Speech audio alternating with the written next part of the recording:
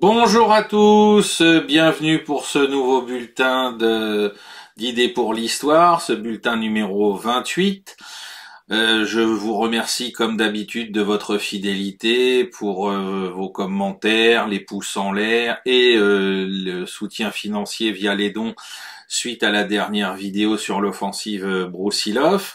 Alors aujourd'hui, on va rester dans la thématique de la Première Guerre mondiale. On va avancer d'une année puisqu'on va parler du chemin des dames et on va en parler parce que nous sommes donc bientôt à la date anniversaire du début de l'opération de l'offensive Nivelle du 16 avril 1917 et que cette offensive a fait couler beaucoup d'encre depuis 1917, y compris donc au cours du centenaire il y a bientôt 10 ans, mais que depuis 2018, comme on pouvait malheureusement s'y attendre, l'étude de la Première Guerre mondiale est retombée comme un soufflet, et qu'aujourd'hui on va rester dans des évocations de plus en plus, on va dire, courtes, voire peut-être malheureusement n'en parlerons-nous plus dans une dizaine d'années, sauf peut-être sur des journaux télévisés régionaux et encore, mais je doute qu'on ait dans les années qui viennent de nouveau des publications et notamment des livres sur le sujet qui malheureusement reste un sujet d'importance pour l'étude de la Première Guerre mondiale et pour notamment ce qui concerne l'armée française. Alors pourquoi en parler là? Donc il y a les dates et puis il y a aussi petite surprise pour l'émission de la semaine prochaine. Le 18 avril prochain, je serai sur le terrain parce que cette offensive a un caractère très personnel à mes yeux, puisque c'est au cours de cette offensive que l'un de mes arrière-grands-pères paternels a été tué le 18 avril 1917 près de Juvincourt, et donc j'ai réussi à me rendre disponible pour aller sur le terrain ce jour-là, donc la semaine prochaine. Donc vous aurez donc aujourd'hui cette émission de présentation, de mise en contexte. Et jeudi prochain, je ferai plusieurs petits directs depuis les différents lieux où je me trouverai, en espérant que la météo nous soit favorable, pour que ce soit des vidéos de qualité, des interventions de qualité. Le soir, je récupérerai d'autres vidéos que j'aurai tournées sur place et vendredi prochain, vous n'aurez pas une émission sur ce format-là, mais vous aurez une émission sous forme de reportage autour du chemin des dames et des lieux de mémoire qu'on peut visiter et que je vous invite à visiter, bien évidemment, si vous passez par ce secteur, et notamment la fameuse caverne du dragon. Voilà. Et j'en profite aussi pour vous dire que ce sera la dernière émission avant le début du mois de mai, puisque je prendrai quelques vacances bien méritées dans les semaines qui suivront. Voilà. Alors, donc on va parler de cette offensive terrible de 1917, donc déclenchée le 16 avril à l'initiative du général Nivelle. Alors, Nivelle est aux commandes de l'armée française depuis la fin de l'année 1916 parce que Joffre a fini par être mis sur la touche. Joffre avait beaucoup d'ennemis, notamment dans le personnel politique, depuis le début de l'année 1916, même parfois pour certains depuis la fin 1915 avec l'échec des offensives en Champagne. Et donc là, après non pas un échec complet, mais l'échec notamment de l'offensive de la Somme qui a coûté très cher, je le rappelle, bien sûr à l'armée britannique qui était la plus importante à participer, mais aussi aux forces françaises.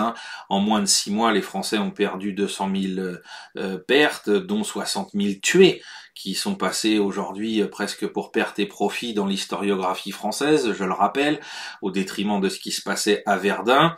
Et donc, fort logiquement, sous le poids de tous ces problèmes, et malgré la réussite de la bataille défensive à Verdun, eh bien, Joffre est remercié et il est remplacé par Nivelle. Nivelle qui, lui, est en pleine ascension, puisque lui vient de réussir la dernière opération offensive d'envergure tactique sur le front de Verdun pour reprendre le fort de Douaumont, en employant, puisqu'il est artilleur et polytechnicien, une approche très scientifique, très mathématique, dirais-je, de l'emploi de l'artillerie pour écraser les positions allemandes, alors sur un front de quelques kilomètres à peine, pour reprendre Douaumont, qui a une valeur essentiellement symbolique. La reprise du fort de Douaumont en tant que tel sur le plan militaire n'apporte rien sur le déroulement même de la bataille de Verdun, ni même sur les opérations à plus grande envergure, mais ce succès symbolique va lui donner une très grande popularité, et notamment auprès d'Aristide Briand qui va le soutenir. Aristide Briand qui, lui, par contre, est un ennemi juré de Joffre. Et donc, c'est comme ça que Nivelle va se retrouver propulsé généralissime. Il va reprendre à son compte des plans d'opération offensive dans le secteur du chemin des Dames, qui avait déjà été ébauché au cours de l'été 1916, et qui n'avait jamais pu voir le jour, faute de moyens. Et on commence déjà à ce moment-là à s'interroger sur la façon dont il va opérer, puisqu'il évoque l'idée d'une recette qui a été donc à la base de son succès pour reprendre Douaumont, et qui va appliquer cette recette, mais cette fois-ci non pas sur un front de quelques kilomètres, mais sur un front de plusieurs dizaines de kilomètres, qui va donc le chemin des Dames, son tracé va d'une position qui est autour du Moulin de la Faux au nord-est de Soissons jusqu'à Craonne et Juvincourt, puisque Craonne donc se situe au nord-ouest de Reims, et Juvincourt est en contrebas de cette position, avec un terrain cette fois-ci relativement plat, mais on est déjà surpris, alors déjà de l'idée qu'il existerait une recette, en stratégie c'est un écueil monumental de penser dans ces termes-là, puisque on est sur une opération tactique limitée dans le cas de Verdun et de la reprise de Douaumont, et que là on parle de l'offensive d'environ 56 divisions françaises sur un front de plusieurs dizaines de kilomètres. On a complètement changé d'échelle. Et en plus, ce qui est tout à fait surprenant, c'est qu'on est encore donc dans cette pensée de la bataille décisive, c'est-à-dire qu'on va réussir à rompre le front et à s'engouffrer dans les arrières de l'ennemi, en se répandant notamment grâce à la cavalerie sur ses arrières pour détruire ses centres de communication, et qu'on est donc dans une vision, comme l'a dit à l'époque en 2017 Benoît Billan, d'une vision qui est complètement néo-napoléonienne de la bataille décisive, et où on pense qu'il suffit de concentrer des moyens à un seul endroit du front pour qu'on emporte la décision, et notamment là en plus face à un secteur géographiquement ultra favorable à la défense. C'est-à-dire que, à part le secteur donc situé autour de Juvincourt, entre la ferme du Choléra et Juvincourt, Pont-Aver-Juvincourt, pour que vous ayez peut-être des repères un peu plus importants, hormis ce secteur-là qui effectivement est relativement plat et praticable, le reste, le chemin des Dames, et vous le verrez la semaine prochaine quand je serai sur place et que je ferai les petits directs, notamment quand on est à la caverne du Dragon, on se rend compte qu'on est sur une position donc en hauteur, tenue par les Allemands, sous laquelle se trouvent des creutes qu'on servi de carrières de pierre pour l'édification des monastères, des cathédrales du coin, Soissons, Reims, Laon, et que les Allemands ont tout aménagé pour avoir des cantonnements dans ces anciennes carrières, de telle sorte à ce qu'ils soient complètement protégés des tirs d'artillerie. On n'aura qu'une seule un seul épisode d'un succès inattendu, d'un obus d'artillerie vraisemblablement du 400 de marine qui va tomber dans une cheminée d'aération d'une de ces casernes improvisées dans ces creutes, et qui va tuer, ou en tout cas tuer une partie des gens qui sont à l'intérieur, et aussi et surtout les emprisonner vivants, pour ceux qui ne seront pas tués sur le coup.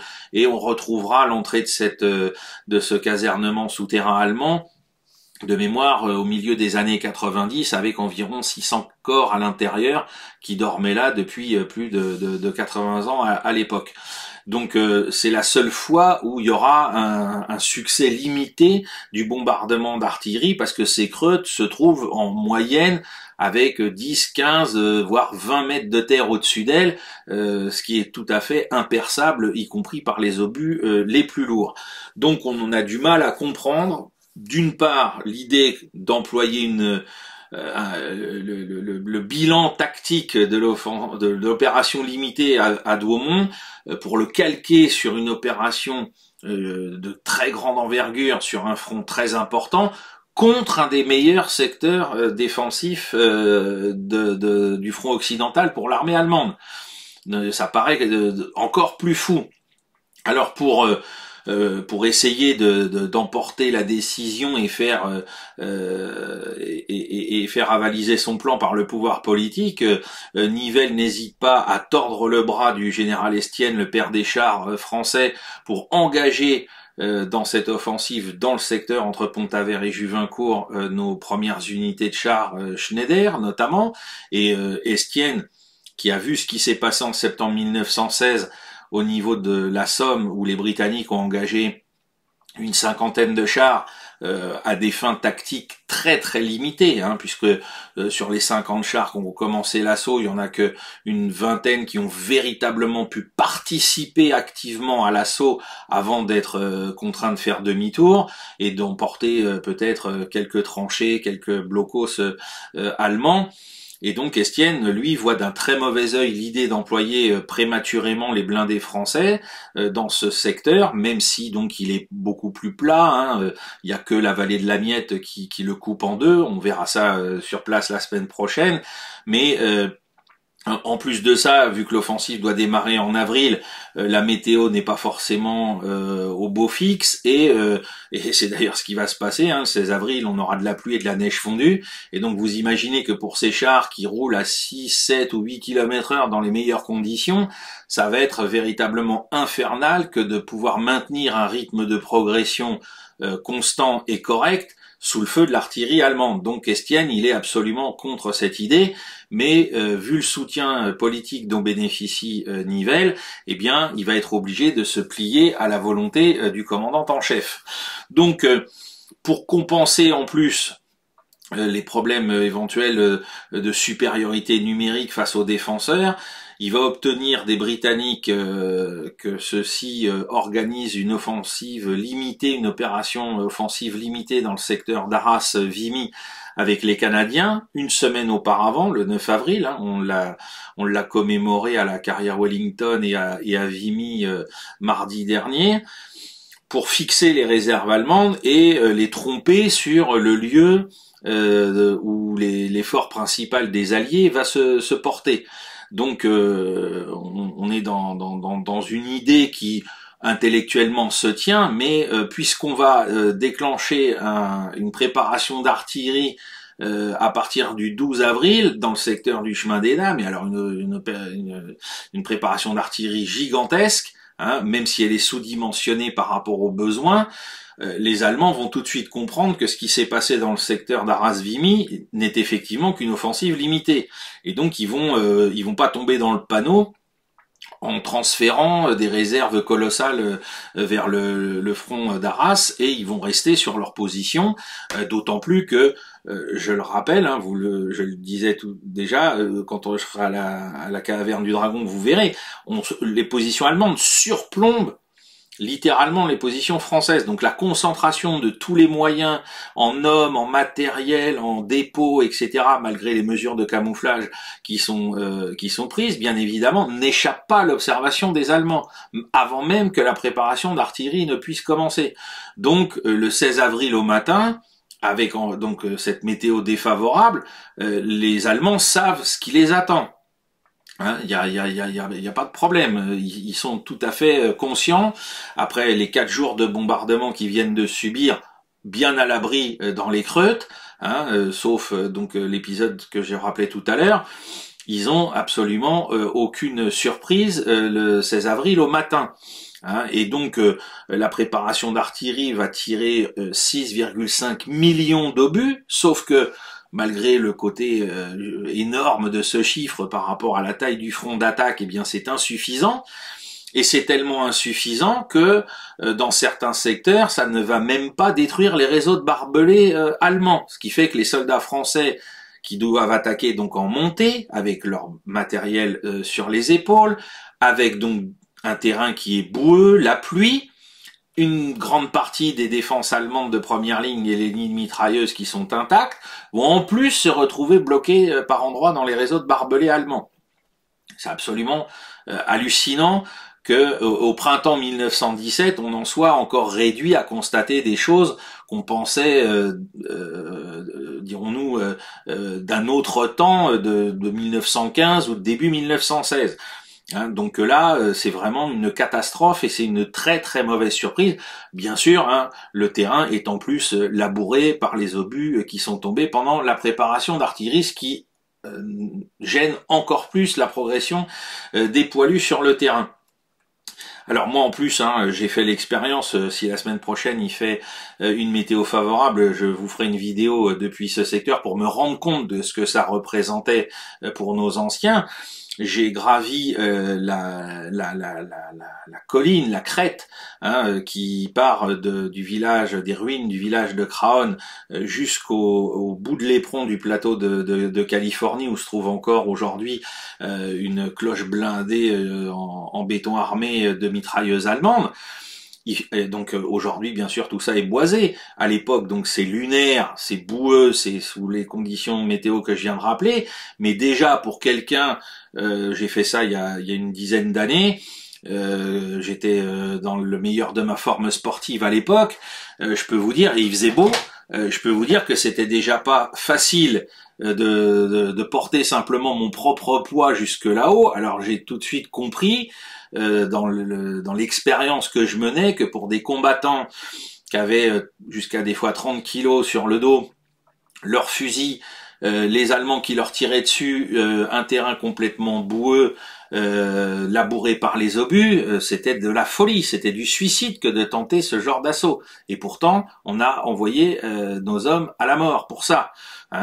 Et donc, dans ces conditions-là, comme l'écrira le député Ebarné-Garay dans les conclusions de la commission d'enquête parlementaire qui y aura suite à l'échec de l'offensive, la bataille elle est livrée à 6 heures du matin et à 7 heures elle est déjà perdue, parce que les pertes sont absolument colossales.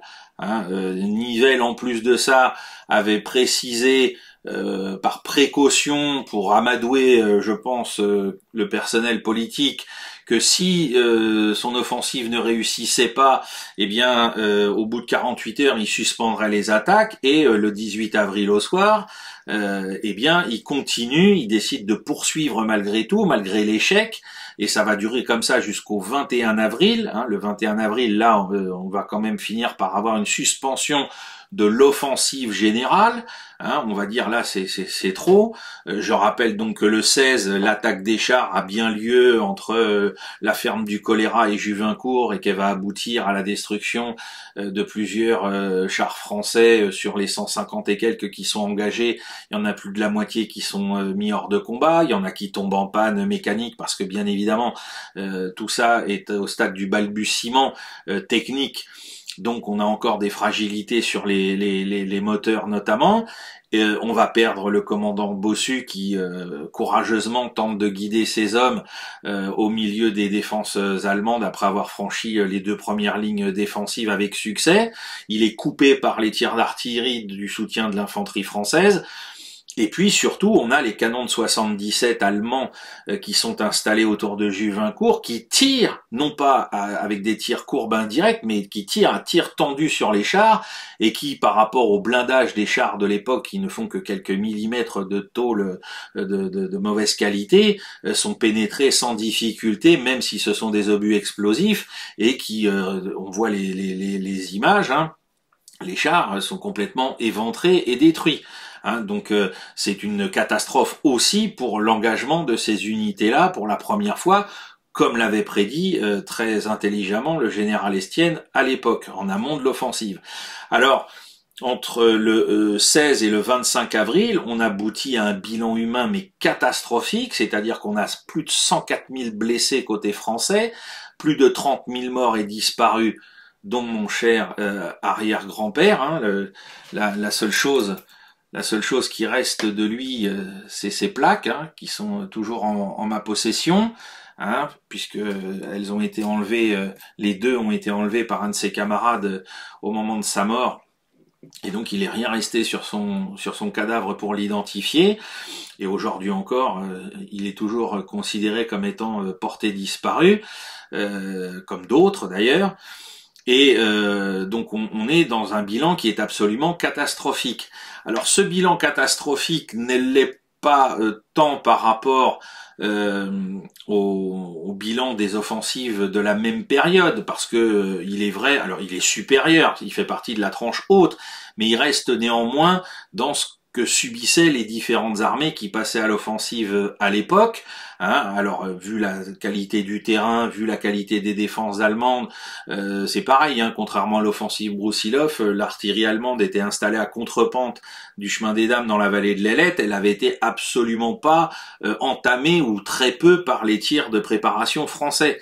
Hein, parce que quand on fait du tir courbe par-dessus une hauteur, c'est beaucoup plus compliqué d'avoir des tirs de qualité et précis pour détruire les pièces adverses. Et surtout aussi pour les localiser avant de pouvoir faire ces tirs. Donc ça avait été vraiment catastrophique à ce point-là.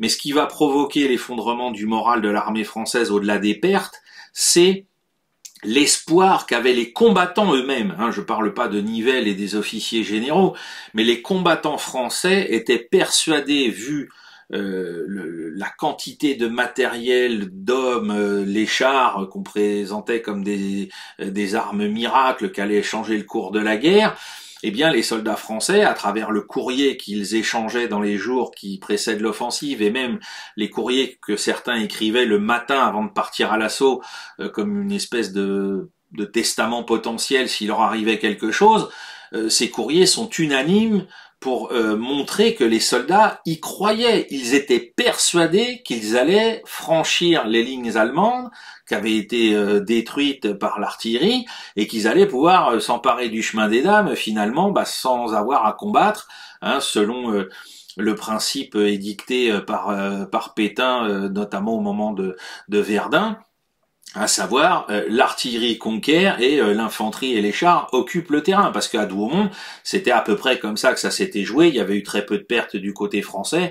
L'artillerie française avait écrasé littéralement les Allemands et l'infanterie avait occupé le terrain en nettoyant de ci, de là quelques nids de résistance. Et donc les soldats français étaient convaincus qu'ils allaient répéter la même chose à grande échelle. Et ce qui va provoquer la crise du moral au-delà des pertes, c'est cette absence de succès auquel ils ont tant cru jusqu'aux plus simples soldats avec une très grande ferveur. Parce que il est clair à mes yeux que si l'offensive avait permis de s'emparer du chemin des Dames sous 48 ou 72 heures ou même une semaine, et que les Allemands donc soient chassés de cette position stratégique majeure, les soldats se seraient moins effondrés moralement et révoltés contre l'ineptie de leur commandement, tout en acceptant des pertes semblables. J'en suis quasiment persuadé. Ce qui les a fait craquer, c'est cette différence entre l'espérance qu'eux-mêmes avaient placée dans leur propre succès par rapport aux moyens qu'on engageait et le fait que ça a échoué à un niveau de perte aussi élevé. Et donc, comme on pouvait le craindre, à partir de la fin avril, début mai, et moi je l'ai vu dans l'historique du 82e Héry dans lequel servait mon arrière-grand-père, eh bien le 4 mai, quand ce régiment donc est retiré du front le 19-20 avril 1917 devant Juvincourt pour être recomplété, eh bien le 4 mai, quand on commence à dire à ce régiment qu'il va retourner en première ligne pour retourner à l'attaque, et bien là, les anciens camarades de mon arrière-grand-père commencent à dire, et il n'y a pas que ce régiment-là qui est touché, commencent à dire, non, nous c'est fini, on va donc assister à des grèves et des refus d'attaquer, pas des refus de défendre les tranchées si chèrement conquises. Les soldats français sont pas fous. ils savent ce qu'ils ont payé pour prendre telle ou telle position, ils n'ont pas envie de les abandonner. Hein, d'autant que certains de leurs camarades reposent encore sur les parapets ou au fond de ces tranchées-là, donc ils n'ont pas envie de les rendre aux Allemands, mais ils ne veulent plus attaquer. Ce ne sont donc pas des mutineries, hein, il n'y a pas de les officiers, alors des fois peuvent être molestés, peut y avoir des propos très durs, etc. Mais il n'y a pas des soldats français en armes qui tuent leurs officiers, arrêtent leurs officiers et prennent le commandement des unités. C'est ça une mutinerie. Là, on est face à des refus. Hein, c'est le général Barre qui commandait autrefois le service historique de la défense de l'armée de terre à l'époque, il l'avait très bien démontré. On est dans des refus d'obéissance. Alors il y a des cas des fois qui sont plus graves parce que voilà, on va molester des officiers, il y a des soldats qui vont prendre un rôle plus important de porte-parole ou ce genre de choses, et ce sont eux qui seront fusillés pour l'exemple à l'issue de cette crise qui va durer tout au long du printemps 1917. Et donc le 15 mai, pour mettre un terme, ou tenter de mettre un terme à tout ça et de ressaisir la situation, Nivelle est débarqué et c'est le général Pétain qui va prendre le relais et qui va prendre des mesures tout à fait importantes sur l'autorisation des permissions, la rotation des unités en première ligne pour éviter que les soldats soient épuisés. On organise tout ça enfin de manière plus humaine. Et effectivement, on sanctionne les plus fortes têtes dans ce dispositif. Et donc, si ma mémoire, 48 d'entre eux vont être fusillés. Mais comme le démontrera d'ailleurs une commission d'enquête parlementaire suite à ces événements, il n'y a jamais eu un courant proto-bolchevique ou proto-marxiste ou quoi que ce soit, ou politisé de manière générale derrière ces refus d'obéissance. Hein. On est vraiment dans ce qu'on pourrait qualifier de grève de l'offensive et rien d'autre. Alors c'est très important parce que ça démontre que là les soldats français ont conservé une partie de leur conscience politique tout de même, hein, il était temps. En tant qu'électeur, et qu'il décide donc de ne plus marcher pour des ordres complètement imbéciles et meurtriers, hein, parce que gagner une guerre, ça se fait en préservant son potentiel humain, hein, et pas en le faisant tuer de manière délibérée et inutile. Et donc, on va avoir une remise à plat de l'armée française tout au long de la fin du printemps et de l'été, ce qui permettra de mener des offensives, alors des opérations, hein, pas des grandes offensives, des opérations, on a appelé ça les offensives limitées, mais c'est des opérations tactiques, et notamment celle de la Malmaison en 1917, où là, on reprendra le concept d'attaque de Nivelle à Verdun, mais sur un front beaucoup plus limité, dans le secteur de la Malmaison. On fera venir à nouveau cette fois-ci les blindés Schneider et les Saint-Chamond qui eux avaient vu leur baptême du feu au Moulin de la Faux au mois de mai 1917. Et là, on obtiendra un succès tactique, mais on n'aura pas fait tuer délibérément des centaines d'hommes pour rien. On aura une rectification du front qui favorisera la défense du côté français. Voilà ce que je voulais vous dire sur cette offensive du chemin des dames en préambule donc à ce que je ferai sur place la semaine prochaine et que je monterai pour avoir une émission un peu reportage le vendredi à vous proposer. Donc d'ici là, je remets un petit coup sur la lecture, hein, le bataillé blindé avec mon dossier sur Rommel, donc sorti en kiosque, l'émission sur Rommel est toujours en ligne, je vous invite à la regarder à nouveau ou à la regarder si vous ne l'avez pas déjà fait, si vous êtes parmi les nouveaux abonnés. Nous avons franchi la barre des 5000 abonnés. Je vous remercie de votre fidélité et de la publicité que vous faites autour de vous à cette chaîne. Donc vous avez aussi le 3e Panzerkorps qui est disponible. Je vous rappelle qu'il doit rester peut-être 80 exemplaires disponibles avant qu'il soit épuisé. C'est un beau succès dont je suis très fier. Sur donc un tirage à 500 exemplaires, on est à plus de 400 exemplaires vendus. Donc n'hésitez pas à vous le procurer maintenant parce que même s'il sera réédité, ça j'en ai eu la confirmation par mon éditeur, ce sera peut-être pas tout de suite, parce qu'on doit sortir déjà celui sur la bataille des Ardennes à l'automne. Donc c'est maintenant, pas ou jamais, mais c'est maintenant ou peut-être l'année prochaine seulement que vous pourrez vous le procurer. Donc n'hésitez pas, vous passez par le site de Caractère, il y a le lien en description de la vidéo.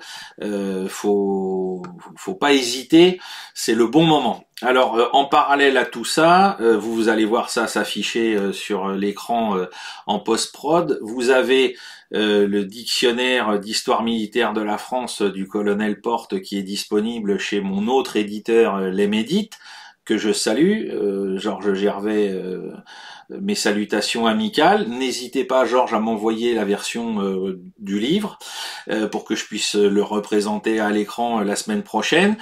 Donc là, vous verrez, c'est la couverture et la quatrième de couverture. C'est un ouvrage que tout passionné d'histoire militaire français doit posséder dans sa bibliothèque. Le colonel Porte a été officier référent histoire de l'armée de terre. Il est docteur en histoire, habilité à diriger des recherches. Donc c'est vraiment une référence. Sur la guerre de 14, il a fait de nombreux travaux, notamment avec le professeur François Cochet. Et donc c'est vraiment une recommandation, je dirais les yeux fermés pour moi, que de vous inviter à faire l'acquisition de cet ouvrage si vous êtes passionné d'histoire militaire, puisque vous êtes sur cette chaîne. Voilà. Donc je vous donne rendez-vous la semaine prochaine. D'ici là, donc pouce en l'air, commentaires positifs, questions, partage, continuez à faire les dons. Aujourd'hui, dans la cagnotte pour le documentaire, version documentaire Bataille de la Marne qu'on a fait en février, il y a 185 €, donc on n'est pas loin des 300 €, puisqu'il y a des gens qui font des dons récurrents sur Tipeee. Donc fin avril, je pense qu'on aura un financement complet pour ce documentaire-là, pour payer le drone dont nous avons besoin pour faire une émission, enfin un documentaire de qualité et en rehaussant nos capacités d'analyse. Donc le reliquat de ce qui peut y avoir sur le compte aujourd'hui ou de ce que vous serez amené à faire comme don dans les jours qui viennent, ce sera notamment pour payer mon plein d'essence pour descendre sur le chemin des dames la semaine prochaine.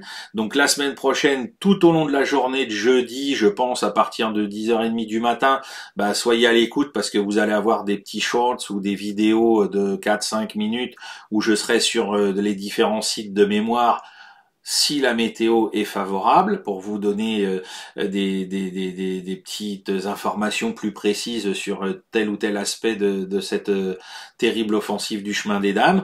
Et puis le vendredi, vous aurez une émission reportage, on va pas dire documentaire, mais reportage d'une petite vingtaine de minutes, une demi-heure, avec l'ensemble des prises de vue que j'aurais pu faire à cette occasion. Voilà, je vous remercie infiniment de votre fidélité, j'espère que cette vidéo vous plaira, que cette petite surprise vous plaira, et je vous dis donc à jeudi prochain en direct du Chemin des Dames. Au revoir.